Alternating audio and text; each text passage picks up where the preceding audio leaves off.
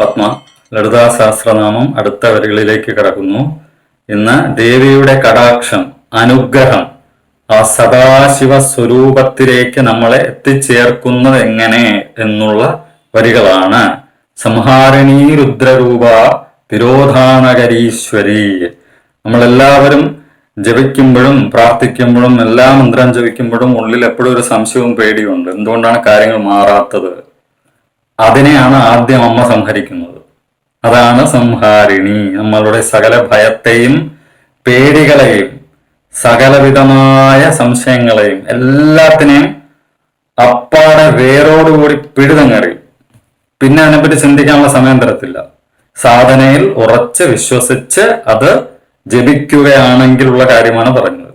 അപ്പോഴും നമുക്കൊരു സംശയം ഉണ്ടാവില്ല. അതിനെല്ലാം അമ്മ സംഹരിക്കും.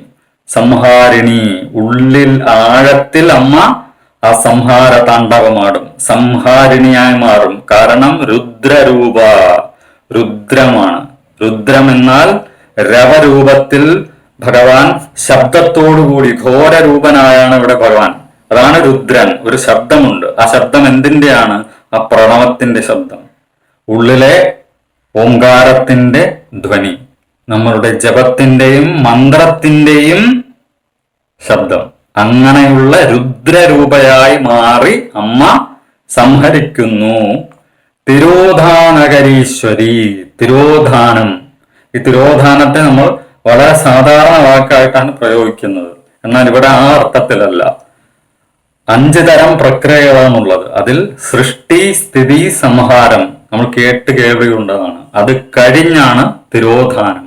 അതായത് തിരോധാനം എന്നാൽ നമ്മളുടെ സകല സംശയങ്ങളും പേടികളും മായകളെയും എല്ലാം അമ്മ ആദ്യം കാണിച്ചു തരും, ബോധിപ്പിക്കും.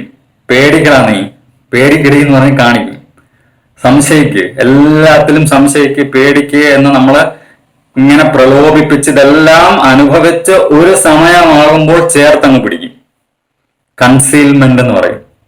ഒരു തരം മറച്ചുവെക്കലാണ്. എന്നാൽ ഇത് കൃപയുടെ, കടാക്ഷത്തിന്റെ, അമ്മയുടെ, ദേവിയുടെ ഉറപ്പുള്ള കൺസീൽമെന്റ് ആണ്. ചേർത്ത് പിടിക്കലാണ് അമ്മയുടെ. ധൈര്യമായിട്ട് ഉറപ്പായിട്ടുള്ള ചേർത്ത് പിടിക്കൽ. ഞാനുണ്ട് എന്നമ്മ പറയുന്ന ആ ചേർത്ത് പിടിക്കലിനെയാണ് ഇവിടെ തിരോധാനം എന്ന് പറയുന്നത്. അതെന്തിനാണ് ആ തിരോധാനം ഇവിടെ നടത്തുന്നത്? സദാശിവ അനുഗ്രഹത പഞ്ചകൃത്യപരായണ. എന്തിനാണ് ആ ചേർത്ത് പിടിക്കൽ? സകല സംഹാരങ്ങളും നടത്തി കഴിഞ്ഞിട്ട് അമ്മയുടെ കൃപയാൽ ചേർത്ത് പിടിക്കാൻ കാരണം സദാശിവ അനുഗ്രഹത. സദാശിവന്റെ, നമ്മൾ ചിന്തിക്കാൻ പോലും ആകാത്ത, ഇമാജിനേഷൻ, ബിയോണ്ട് ഇമാജിനേഷൻ ആയിട്ടുള്ള ഒരു സ്വരൂപമാണ് സദാശിവരൂപം. വരയ്ക്കുകയൊക്കെ ചെയ്യാം, എയിലൂടെ ക്രിയേറ്റ് ചെയ്യാം. പക്ഷെ അതല്ല സദാശിവരൂപം.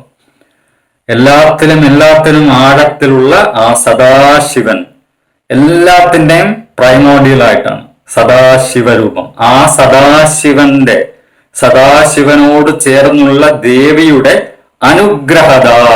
അനുഗ്രഹം എന്നാൽ ഗ്രേസ്, ഡിവൈൻ ഗ്രേസ്, കടാക്ഷം. ആ അനുഗ്രഹം നമ്മളിലേക്ക് എത്തുന്നത് എന്തുകൊണ്ടാണ്? എന്തിനാലാണ്? സദാശിവരൂപവും കൂടി ചേർത്താണ്. അപ്പോൾ തിരോധാനവും കഴിഞ്ഞേ സദാശിവന്റെ അനുഗ്രഹത്തിലേക്ക് എത്താൻ സാധിക്കുകയുള്ളൂ. ആ സദാശിവ അനുഗ്രഹത പഞ്ചകൃത്യപരായണ. പഞ്ചകൃത്യങ്ങളും സംഭവിക്കണം. സൃഷ്ടി, സ്ഥിതി, സംഹാരം. അത് കഴിഞ്ഞ് ഇപ്പൊ പറഞ്ഞതാണ് എന്താണ്? തിരോധാനം.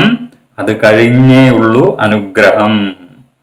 ഇതുവരെയായിട്ട് അനുഗ്രഹിച്ചില്ലല്ലോ എന്ന് കരഞ്ഞാൽ ഇത് 3 സംഭവിച്ച് 4ാമത്തേത് ഉറപ്പിക്കണം. തിരോധാനം ഉള്ളിൽ ഉറച്ചു കഴിഞ്ഞാൽ അനുഗ്രഹം.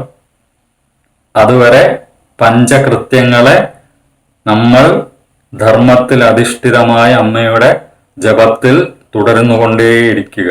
സാധന തുടരുക, ഉപാസന തുടരുക.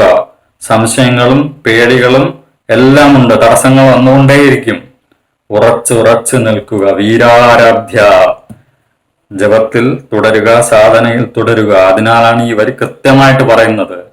സംഹാരിണി രുദ്രരൂപ തിരോധാനകരീശ്വരി സദാശിവാനുഗ്രഹത പഞ്ചകൃത്യപരായണ. ശാന്തി ശാന്തി ശാന്തി.